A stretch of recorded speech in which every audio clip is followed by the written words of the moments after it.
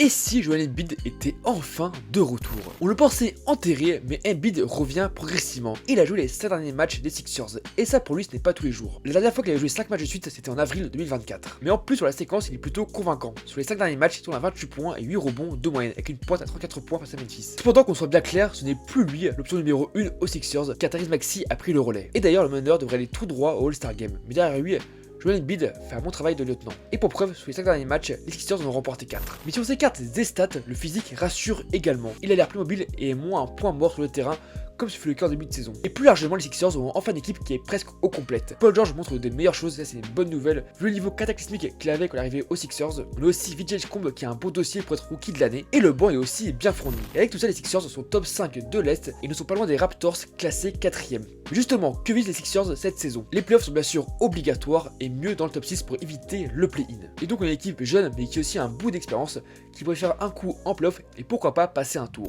Voilà, c'est tout pour aujourd'hui, mets un like et abonne-toi.